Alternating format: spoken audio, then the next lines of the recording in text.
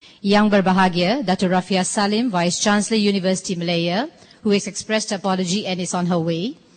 The Honorable Mr. John Loughead, Executive Director, UK Energy Research Centre and President IET.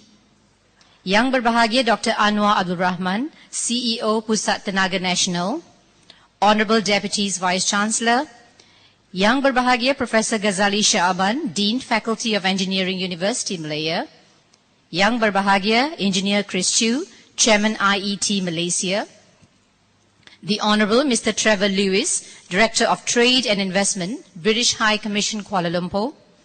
Yang Berbahagia Dr. Engineer Lee Peng Ju, President, Electrical and Electronics Association of Malaysia, distinguished guests, members of the media, ladies and gentlemen.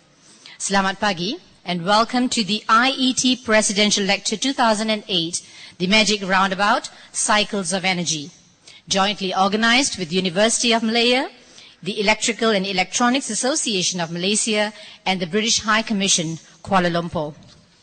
Ladies and gentlemen, it is my pleasure now to call upon Yang Berbahagia, Engineer Chris Chu, Chairman IET Malaysia, for his welcome address.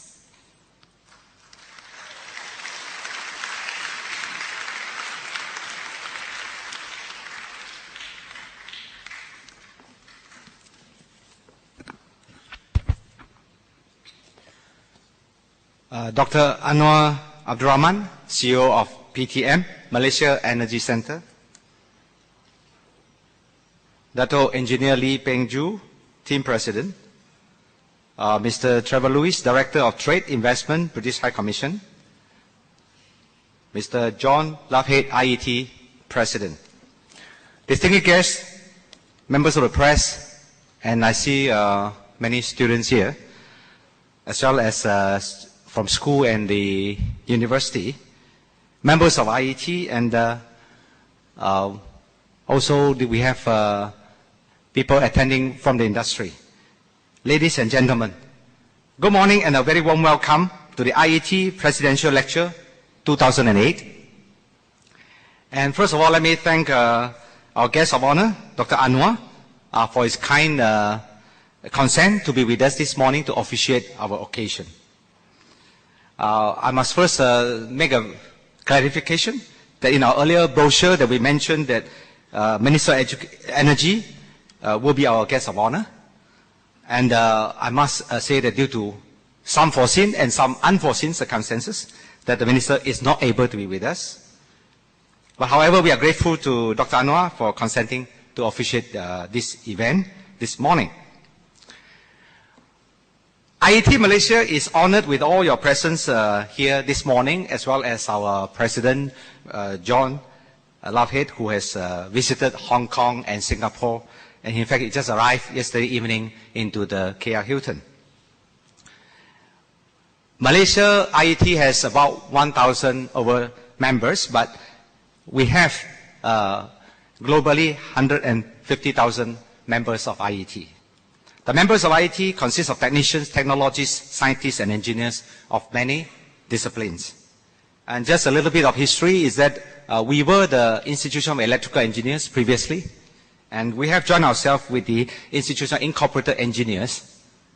And that in order for us to be more inclusive, that's why now it's called the Institution of Engineering and Technology. Our vision is sharing, advancing knowledge throughout the global science, engineering, and technology community to enhance people's lives. That's why we are also involved in promotion of science and technology, and we are very glad that some of the students are here. We hope you will become our future scientists. Our mission to build an open, flexible global knowledge network supported by individuals, companies, and institutions, and facilitated by the IET and its members. And this is a very clear example whereby the Electrical and Electronic Association of Malaysia, as well as the University of Malaya and the British High Commission, and there are various others who have joint efforts and help us. And we want to work on this win-win situation with these various parties. Why do people join the IET? Number one, personal development. IET membership helps to develop your professional skills ready for the next career move.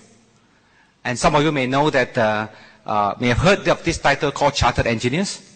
And to be a Chartered Engineer, you can get it through the membership with IET and with the necessary experience and qualification. Secondly is knowledge. The IET enables you to learn from and educate, exchange ideas with scientists, engineers, and technicians around the world.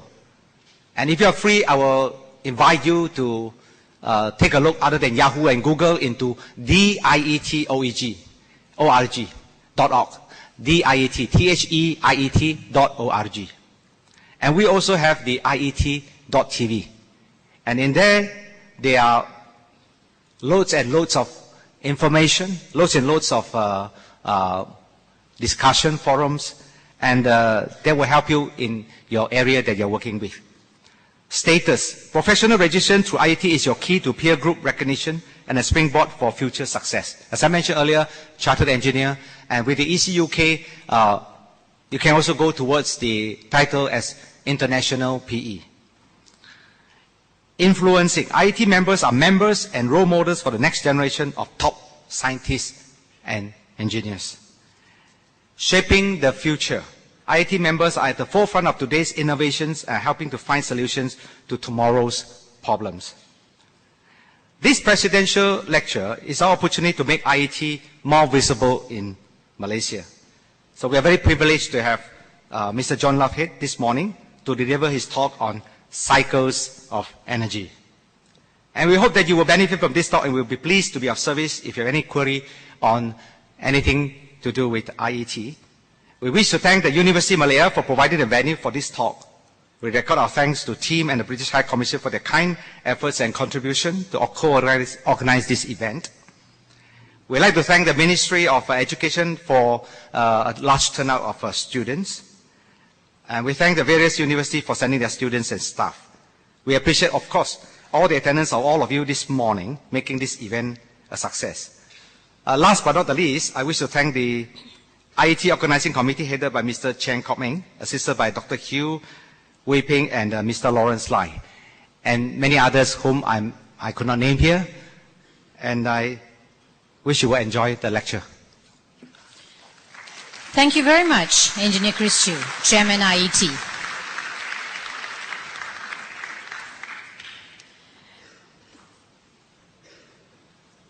With this, I'd like to call upon Yang Berbahagia Professor Ghazali Shaban, the Dean, Faculty of Engineering, University Malaya, for his speech.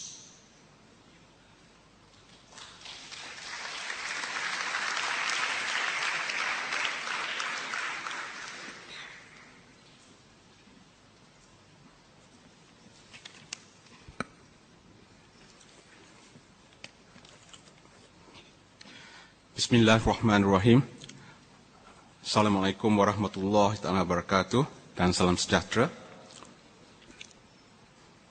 Yang berbahagia, Dato' Anwar Abdul Rahman, CEO Malaysian Energy Centre, Mr. John Loughead, the IET President and Executive Director of UK Energy Research Centre, Mr. Trevor Lewis, British High Comms Director of Trades and Investment, Engineer Christopher Chu, Chairman of IET Malaysia, and Professor Rasad, Chair Anwar, and other senior administrative staff of University of Malaya.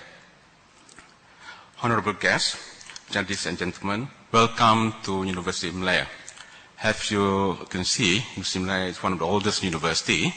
In fact, the first program for our academic program in civil engineering was started in 1956.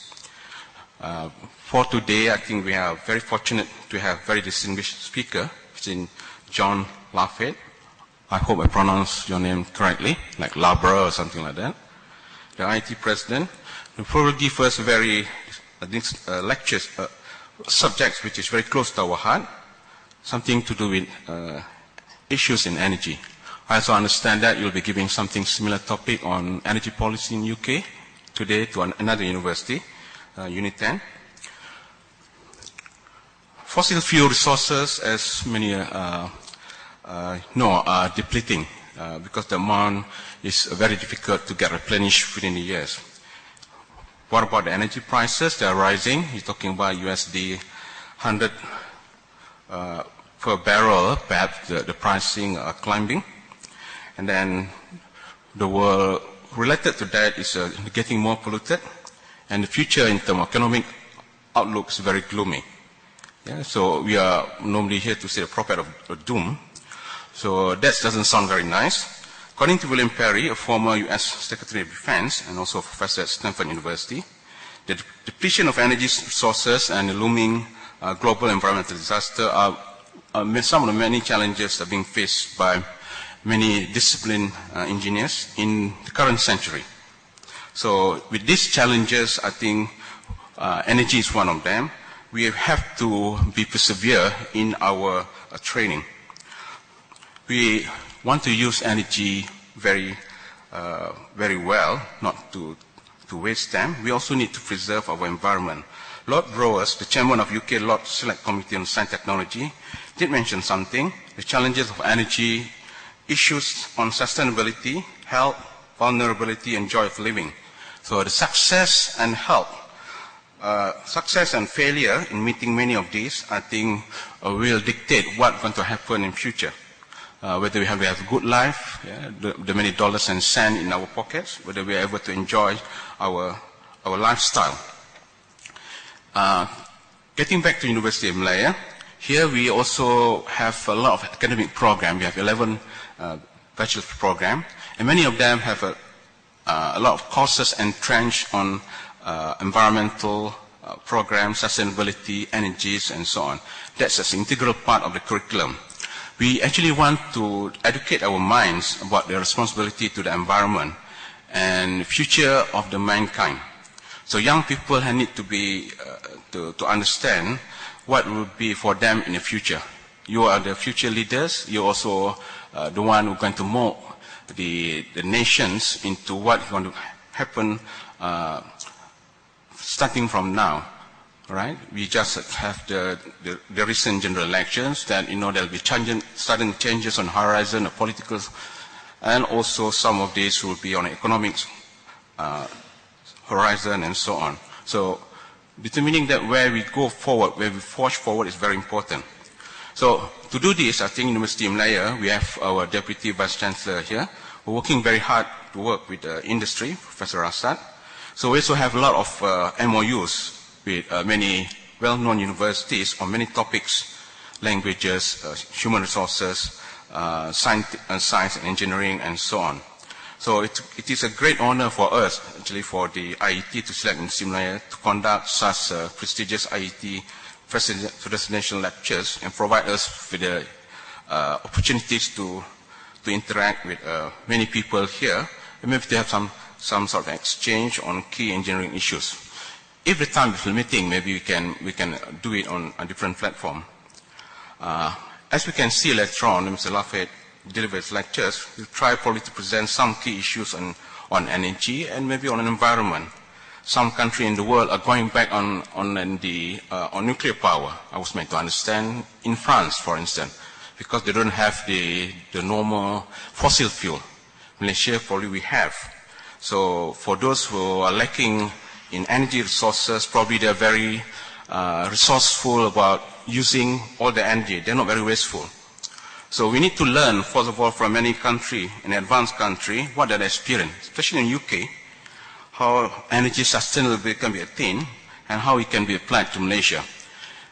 As we can understand, in Malaysia, sometimes we are alone in the room or in the lecture theatre, we do not switch off the room, the air conditioning system, the light, and so on. When I was in Japan, I was cold, shivering, So because the professor was telling me that you shouldn't switch on anything and switch off when nobody is around. So they're very, they were saying that Japan is not a rich country in energy. They are a very rich country, of course, but not in energy. So they're very resourceful about using energy. So as a visitor to one of the university there, I know that even rich people need to conserve, especially on the money matters. So let it be a lesson to all of us here, right? So we need to learn a lot of things from developed country on issues relating to environment and so on. Finally, I'm sure that these lectures will give us an invaluable insight into the energy issues that probably plague us with all the kind of issues that we have now. Are we, the $100 per barrel, are they going to go up and up, and never going to stop, or until something happens to the economy of the world? So I hope that University of Malaya probably will organize similar lectures of this nature, then be more open to the public. They can interact, different level from industry, from the school children, university student, researcher, and so on. So I hope the professional body will probably invite us again to give venues to us to hold this kind of lectures. So I hope you'll enjoy the lectures and come up with many ideas and so on. Thank you very much. Thank you, Yang Berbahagia Professor Ghazali Shaban. Lots of thinking points.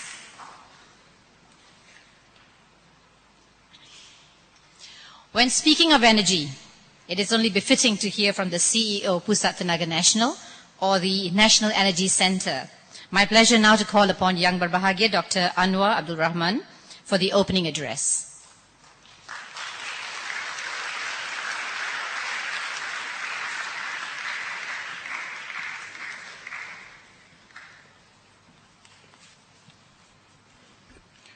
Terima kasih saudari pengacara majlis.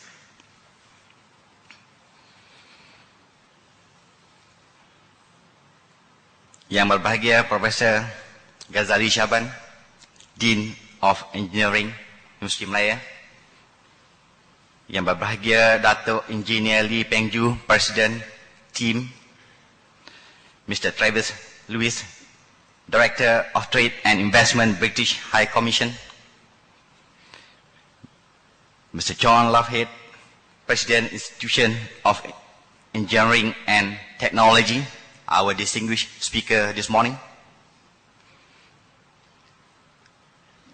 Engineer Chris Chu, Chairman of Institution of Engineering and Technology, Malaysia. Yang berbahagia datuk-datuk, tuan-tuan dan puan-puan yang saya hormati. Assalamualaikum warahmatullahi ta'ala wabarakatuh. Selamat sejahtera dan selamat pagi. Ladies and gentlemen, first of all, I would like to say thank you to the co-organizers, IET, University of Malaya, the British High Commission, and team for inviting me to this presidential lecture. Cycle of energy will be of great interest to all of us because we are fully aware that conventional energy sources will deplete and the cost of energy will escalate. The advancement of technology has provided us with tremendous ease and comfort. It has indeed made the world smaller and more comfortable to live in. In order to live in such comfort and ease, we need a never-ending amount of energy sources. Personal energy requirements are also increasing as the society progresses. With low-cost flights, people are traveling more frequently than ever before. Our lives are improved with increasing needs on energy requirement.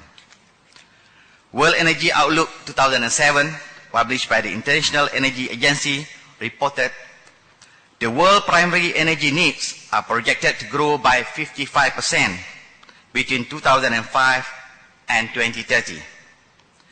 Demand reaches 17.7 billion tons of oil equivalent compared to 11.4 billion tons oil equivalent in 2005. With output becoming more concentrated in the OPEC countries on the assumption that the necessary investment is forthcoming.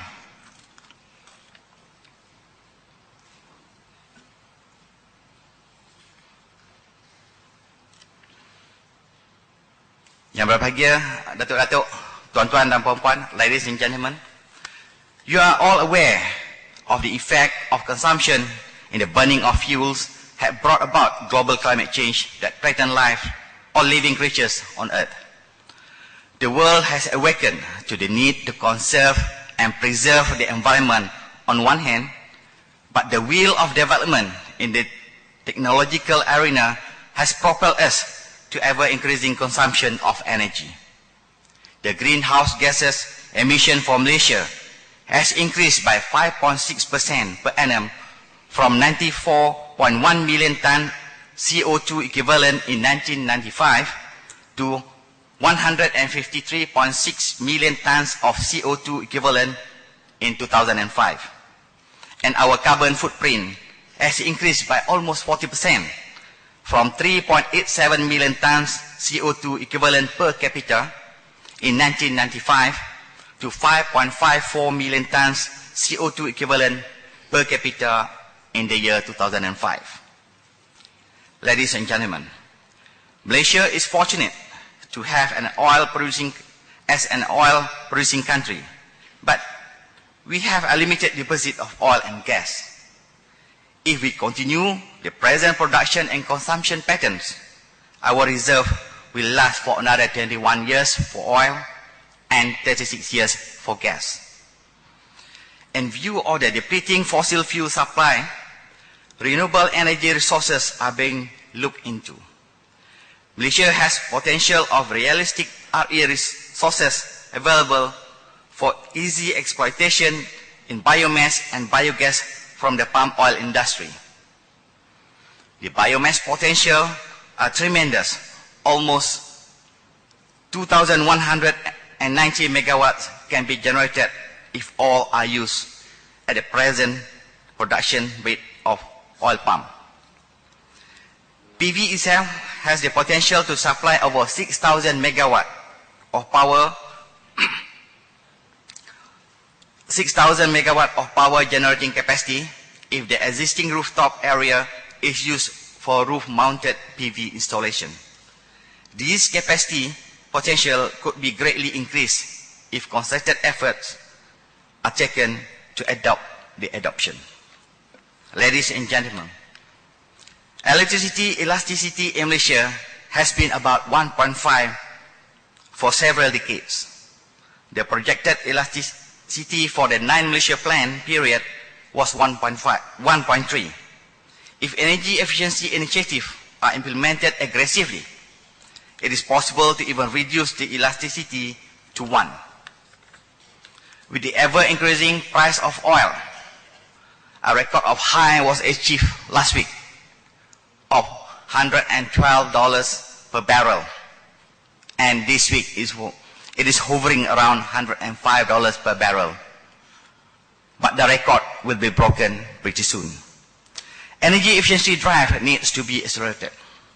The government has provided incentive to promote EE, and it is hoped that the industry will play a great role to assist in reaching the target. The cost to save a kilowatt hour of energy through energy efficiency initiative is almost always cheaper than that to supply the kilowatt hour of electricity. Hence, demand reduction through energy efficiency is an attractive option. Again, the alternative of supplying the demand, whether through coal-fired or nuclear power generation. It has been acknowledged that in comparison with conventionally generated power, electricity generation from PV system will approach grid parity perhaps even before a nuclear plant can be commissioned in this country. Therefore, it makes more sense to adopt energy efficiency aggressively and to install PV system rather than to plan to install excessive generating capacity and to reinforce the transmission and distribution infrastructures to meet the increasing demand from a business as usual perspective.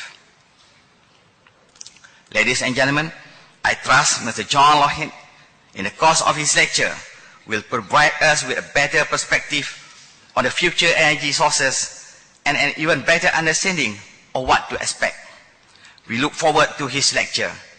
On that note, ladies and gentlemen, I thank you.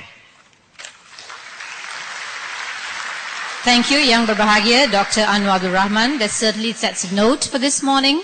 Ladies and gentlemen, do join me in welcoming the Vice Chancellor of University Malaya, Yang Berbahagia, Dr. Rafia Salim. Ladies and gentlemen, we are indeed fortunate to have with us this morning the eminent Mr. John Loughead. I would like to call upon Mr. Trevor Lewis, the Director of Trade and Investment, British High Commission, Kuala Lumpur, to introduce our esteemed speaker this morning.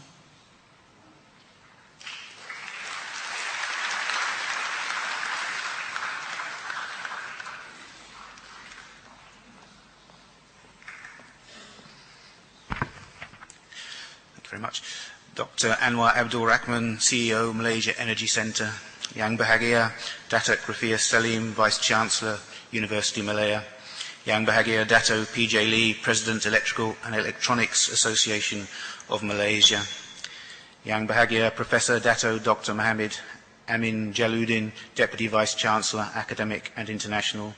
Professor Dr. Mohammed Rasad bin Mohammed, Deputy Vice-Chancellor, Research and Innovation, Professor Dr. Mohammed Ghazali Shaban, Dean of Engineering, University of Malaya, Engineer Chris Chu, Chairman of IET Malaysia Branch, and last but by no means least, John Lockhead, President of the IET and Executive Director of the UK Energy Research Centre.